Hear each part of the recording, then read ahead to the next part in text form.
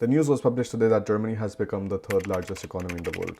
And this is a very interesting development because many of the people were not expecting this development at all. The Japanese economy simply did not grow as much as it was expected to, and that led to the result that Germany is now at number 3.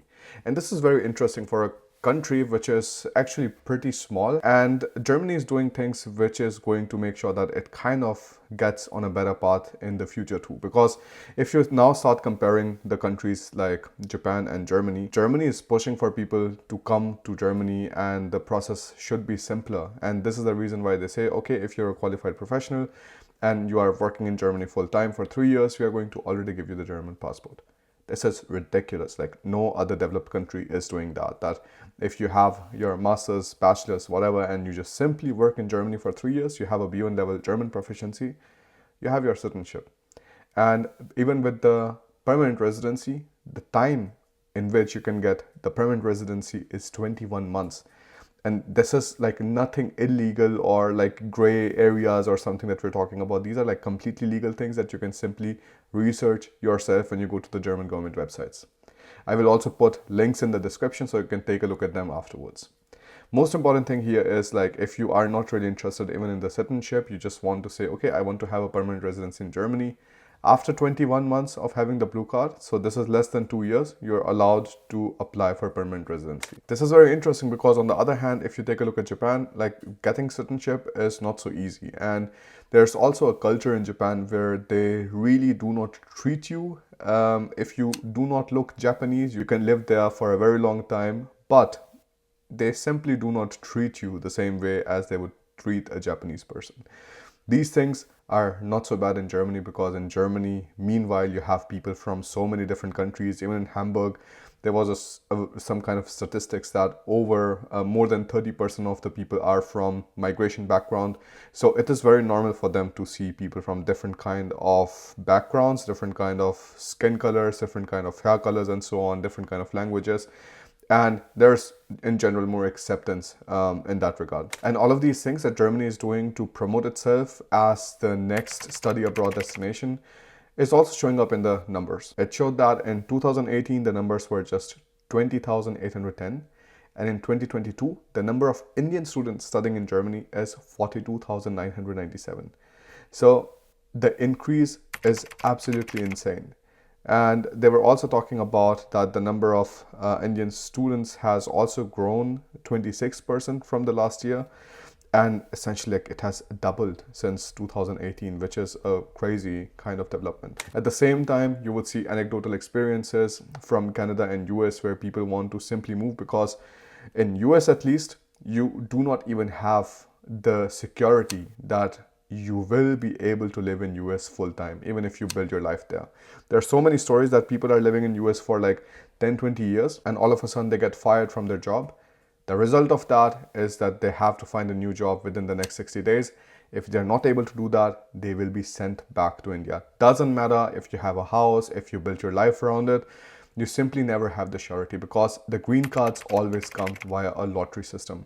Whereas in Germany, there is no lottery system. You simply have to fulfill the requirements of you living in Germany for 2 years. If you have your normal job, it is not above the blue card limit, and 21 months with B1 German proficiency if you have your blue card. So that's a very, very different system when you compare it with other countries. So if you think about going to study and building your life in a developed country and having like access to the European Union and so on, like, there simply is no better country right now than Germany at the moment. Next thing, if you also see, you take a look at the languages, the language difficulties. German falls in the category 2 of the languages, whereas Japanese is in category 4. So like, learning Japanese also takes much, much longer. Whereas with German, if you're really hardworking, you can get to the B1 level in around 3 months. Multiple students have done it without any kind of problems. I'm giving you all of these details in this video because recently I was having my live session on Big Academy, and there was a student, Muskan, who wrote that, Bharat, I saw a documentary of Indian students abroad and I got really scared, and some of the serious situations students abroad faced in the US, UK, Canada in recent years, and the visa in the US is hell of a system currently for Indians. So I want to ask you, coming to Germany as student, my loan amount will be less, plus I'm learning German with commitment, will go to public university, but what are the absolute must pointers for incoming students that makes one access and discern going Germany is right decision for me. So this is like not just one of the hesitations that I've been seeing recently, because last time we were in India was December, and we started driving from my home city in Kurukshetra. We started driving to New Delhi, and as soon as we reached New Delhi, I see that there is news going on the screen. I will also put the b-roll for that here because I recorded that because I found it super interesting. And the news was just absolutely crazy. It was about like, World War III starting, and this is happening. Is the clock just ticking for World War III and things like that? Of course, it was like, 2 or 3 o'clock in the morning or something. Maybe it is a filler material, but I can also imagine that the Indian media is using the same thing to portray the war happening between Russia and Ukraine as something which is going to explode everywhere.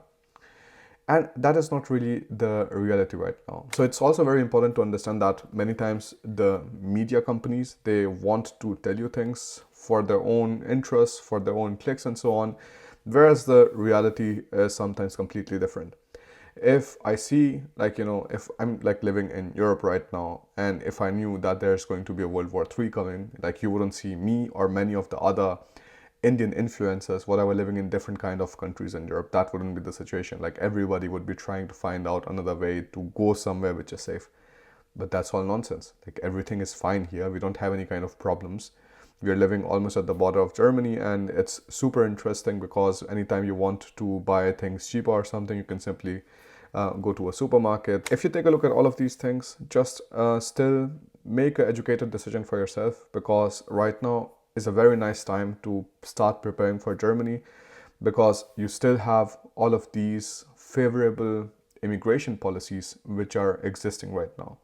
Because maybe after 3, 4, 5 years, all of a sudden it's like, no, we don't want to do this anymore and we want to go into a different direction, then it would become a problem for you, because the situation would be that maybe the citizenship in 3 years will no longer be valid, right?